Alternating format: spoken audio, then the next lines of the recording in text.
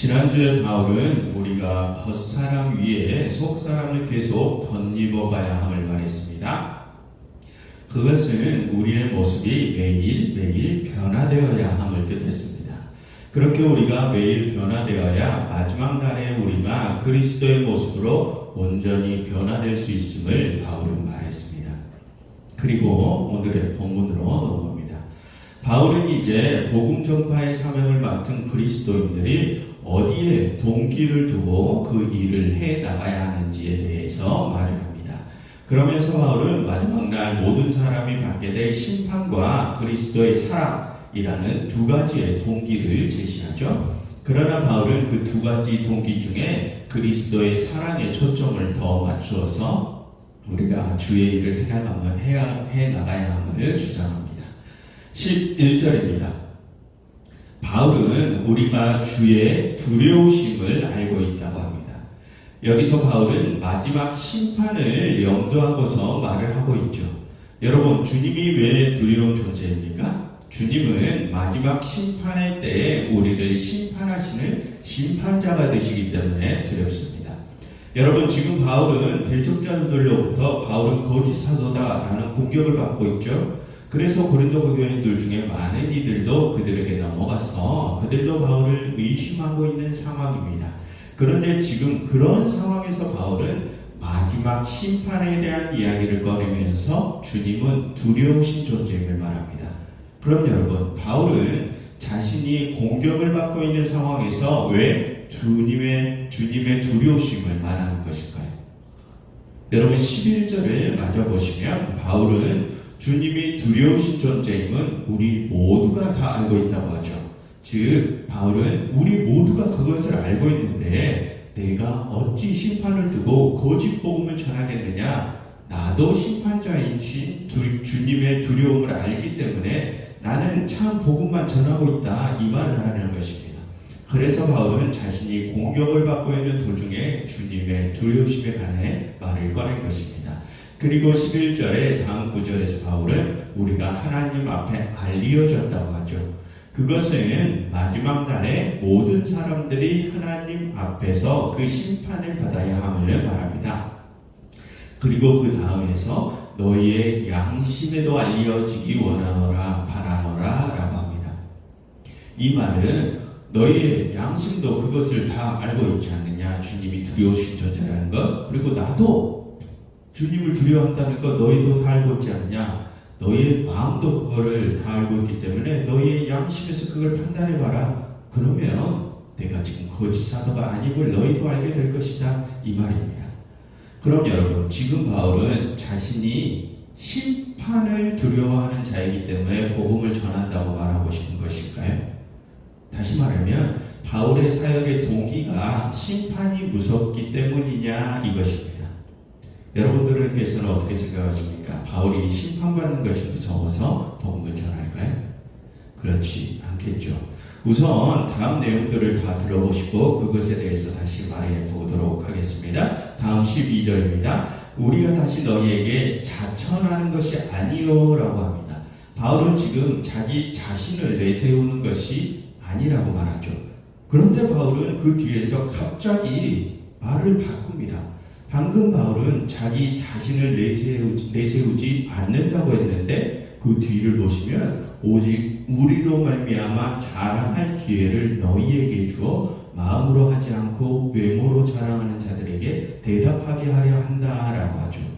여기서 우리로 말미암아 자랑할 기회를 준다는 말은 바울 자신의 일행을 고린도 교인들의 자랑거리로 삼으라는 말입니다. 그리고 그 다음에 마음으로 하지 않고 외모로 자랑하는 자들이란 거짓 사도들, 대적자들을 말하죠. 즉 고린도 교인들 너희들은 대적자들에게 나 바울 일행을 자랑하라고 하는 것입니다. 그럼 여러분, 지금 바울은 앞뒤가 맞지 않는 말을 하는 것입니다. 방금 바울은 자기 자신을 자랑하지 않는다고 했었죠. 그런데 지금은 대적자들에게 자신을 자랑하라고 합니다. 앞뒤가 안 맞습니다. 그래서 다음 13절을 보시면 바울은 우리가 만일 미쳤어도 하나님을 위한 것이요 라고 하죠. 당연히 방금과 같이 말을 하면 사람들이 미쳤다 하지. 이상하다 하지 않겠습니까? 앞뒤가 안 맞는 말을 하니까요. 그런데 바울은 왜 자신이 그렇게 이상한 말을 한다고 합니까? 그게 하나님을 위한 것이라고 합니다. 여러분, 이게 무슨 말일까요? 여러분, 바울은 방금 12절 하반절에서 대적자들이 어떤 자들이라고 했습니까? 외모로 자랑하는 자들이라고 했죠. 그럼 그것을 반대로 생각하면 바울 자신은 무엇을 자랑하는 자입니까? 외모가 아니라 속사람을 자랑하는 자입니다. 지난주에 바울이 말하지 않았습니까? 그래서 우리 그리스도인들은 매일 그 속사람은 덧입는 자라고 했었죠. 그럼 그 속사람은 누구에 의해서 움직이는 사람입니까? 그렇죠. 예수 그리스도의 영에 의해서 움직이는 자입니다.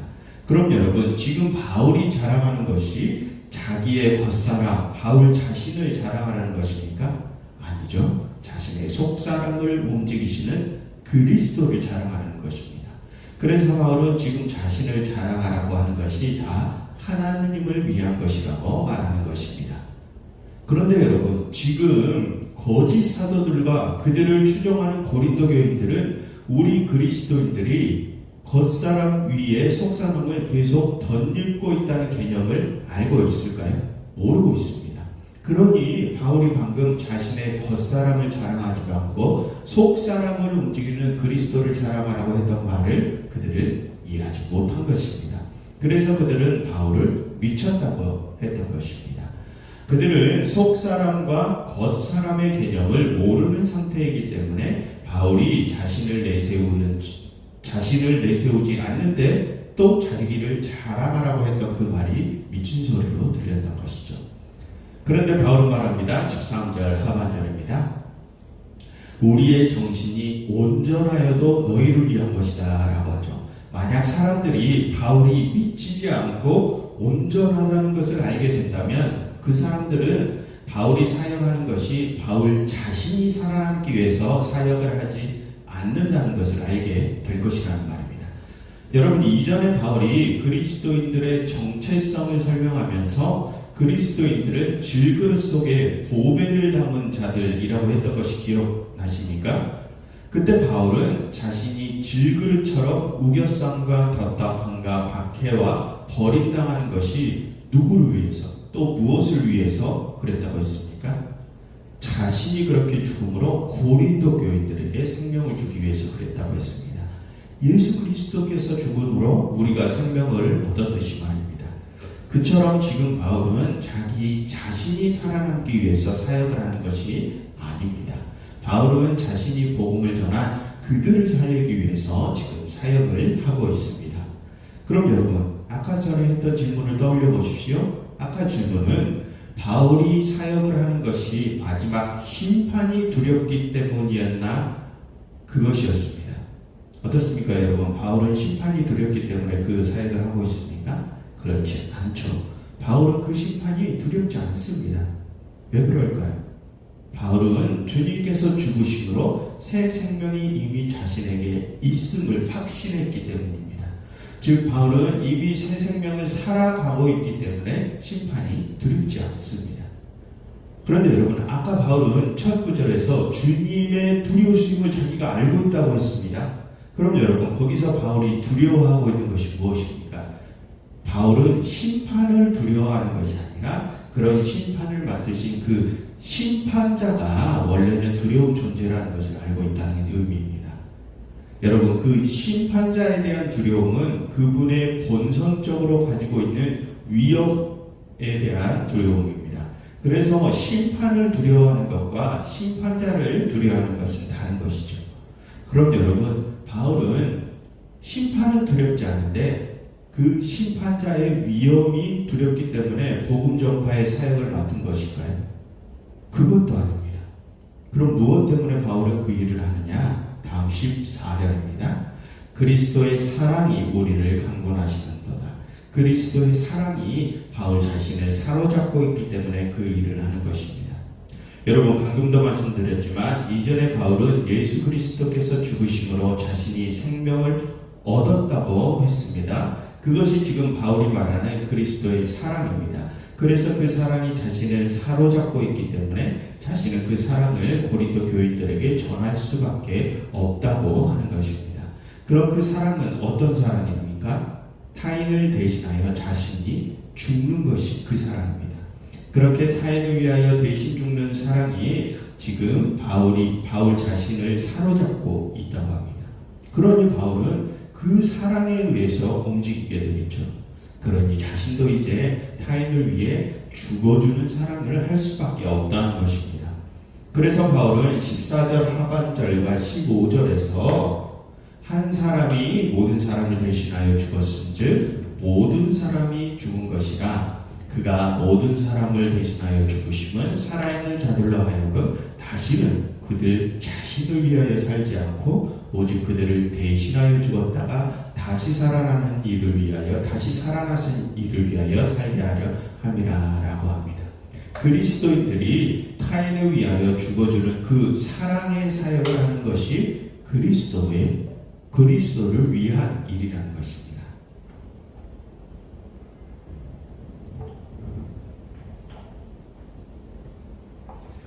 여러분, 오늘의 본문에서 바울이 하는 말은 우리도 다 알고 있는 사실이죠.